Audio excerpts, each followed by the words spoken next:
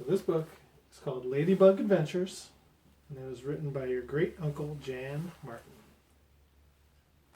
And he wrote a special note. I believe he also did the illustrations, which is impressive. So he wrote, to Victor and Vivian Thomas, Merry Christmas 2015, from Jan R. Martin, look for the hidden rabbit.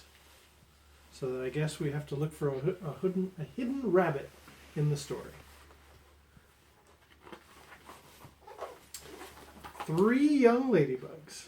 Spring has finally arrived in Frog Hollow. It's time for the sleepy bugs to awaken after a long, cold winter. It's also time for the young bugs to fill their backpacks with supplies and make the journey to Bug Central, the school for bugs. Poppy, you are teasing, says Sky. No, Sky. I mean, there's a real explosion right here. You see the little hook in the center of the ceiling? That's called the spark plug, and like its name, it makes a spark. The spark ignites the squeezed gas in the air in which creates the explosion like lightning striking a tree. And when it explodes, the mixture grows so fast that it pushes the entire floor or piston down.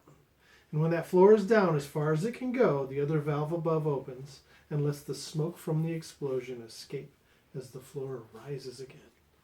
As long as the monster is alive, the piston and the other 5 pistons are moving up. Fireflies, spiders, and ants.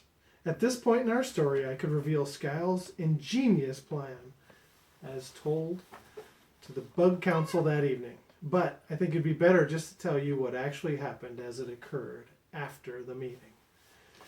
After the 3 ladybugs and the ladybug volunteers gathered together at midnight, Mr. Staghorn showed up with his crew of stag beetles. Can you see blue, Mom? Is she really worried about blue right now when we got stag beetles? Okay. Join 100 fireflies and 100 spiders and over 3,000 ants. Forming a long column, they followed Mr. B, who volunteered to show them the way to the factory and the location of the truck monsters. The fireflies helped light their way as they inched along a wooded trail. Within the hour, they approached the factory. Here we go. You can read this part. Ready? Grandpa dreams. On their trek back home, Ezra, still in a state of gleeful confusion, asked the girls, "What did you do?" His sister and cousins grinned with pride, so that Ezra and Grammy, when they heard the amazing story. And when the young ladybugs went back to their little island school, they went with great purpose, and the new library was started. Proud Poppy decided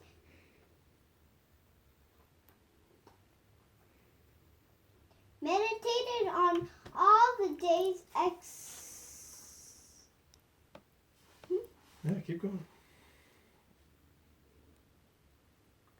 excitement while receiving his resting in his peanut bed shared with his beloved Granny. He had never Slept better. Very good. Thank you, Uncle Jan and great Uncle Jan. The great president. Thank you,